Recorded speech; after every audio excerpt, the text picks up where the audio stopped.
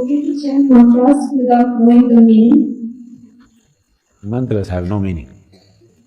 See, there are two dimensions to a mantra.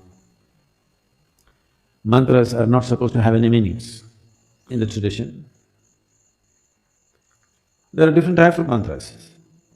Unfortunately, the mantras which are normally known, they have given them meanings so that people can involve. Because there are lots of idiotic people who cannot involve with anything that's meaningless. That is why they miss the sunrise, the sunset, the moon, the full moon, everything they miss because it's meaningless. What is the meaning of a full moon?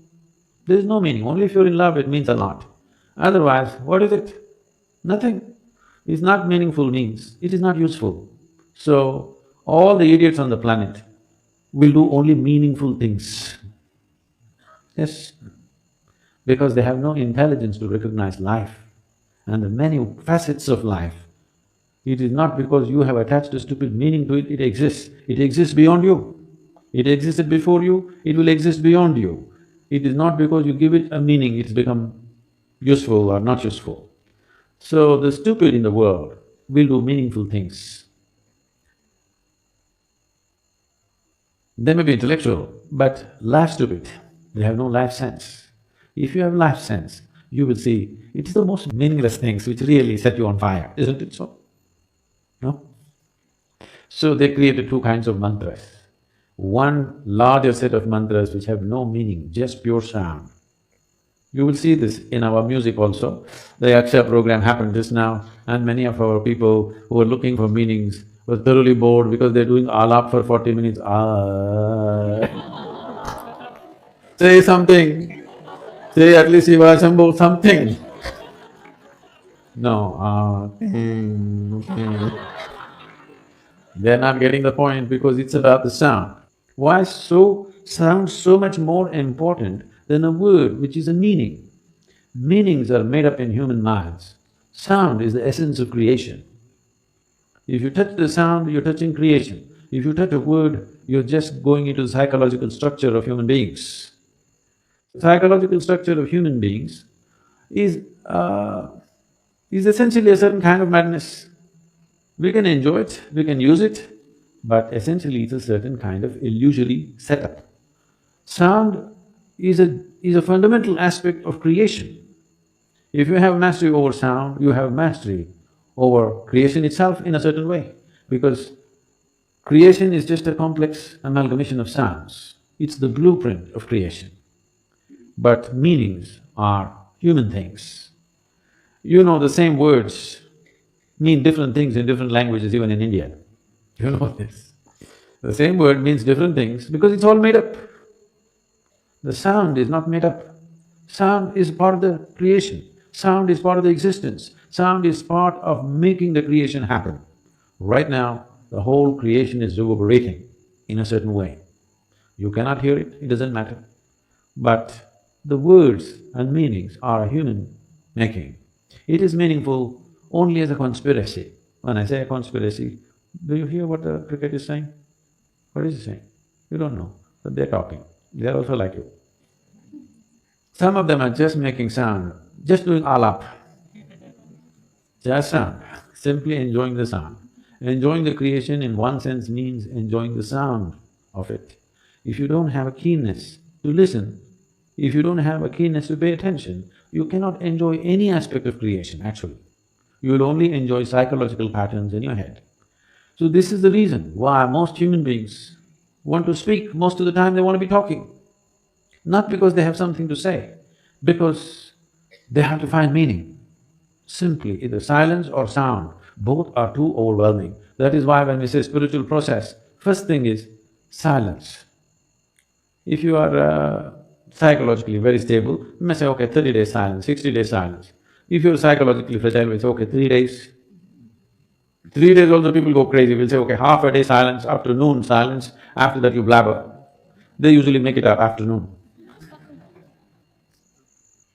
Those of you who talk a lot, you know, meaning is meaningless. You can simply talk. A whole lot of people are experts, they can simply speak without any meaning. They have understood the importance of sound. They can go on talking without making any meaning. Now, if you were a bird, we would pardon you. If you were this one, we would be okay. Or if you're a musician, you would be okay to make meaningless sounds. If you're speaking, you're expected to make some meaning. So mantra is not to be spoken, it is to be chanted. Chanting means chant is of the sound, not of the meaning. Meaning is of speech, meaning is of the word, written word and spoken word. Meaning does not belong to a chant. A chant is simply a sound, a reverberation. So if you do not know the meaning, it's the best way to chant, if you ask me. Simply, absolutely involved with the sound and saying it. But first of all, what you're uttering, is it a mantra or is it a bhajan or is it a sankirtan? You must look at it. If it's a mantra, mantra means a pure sound. It need not have any meanings. You can give it whatever meaning you want to start with, because without meaning you cannot be involved. But once you know how to be involved, you should not give it any meaning. Namah Shivaya does not mean you go on imagining one man sitting there on top of a mountain with something happening around him. No. Initially, if that's the only way you can be involved, you can look at the Sivakasi picture, okay? Once you know how to be involved with the sound, you get rid of the man. He's not needed, he's a disturbance. I'm telling people in Sandhima, they're chanting. Their question is, if Shiva comes, I'm calling so many times, if he comes, just ignore him. Because that's not the thing about mantra. The mantra is that you involve yourself in the sound because you yourself, your physical thing is a certain pattern of sound. Right now you're trying to make yourself into a different pattern of sound so that this sound becomes an access point to the larger sound which you call as a cosmos. A larger arrangement of sounds is cosmic in nature. Now, you use a certain key sounds in a particular arrangement, In the safes, the locks are called a combination lock. So you have to just get it right for it to open. So mantra is a combination. You get the right combination right, it will open up a doorway into creation. It is not the meaning. Whatever meaning you give it, however high or low you think the meaning is a made-up thing. It's a psychological process. It has no existential meaning. No word has any existential meaning. Right now, whatever English words we're uttering doesn't mean anything to the trees. But if you can actually, these experiments have been done. If you sit here and sing beautifully, I cannot do that, but if you sit here and sing really properly, the tree is full of flower. It could be because of yaksha. Okay, the rains have aided it, but do not discount the power of the sound. Do not discount the power of the sound, it has influence on everything.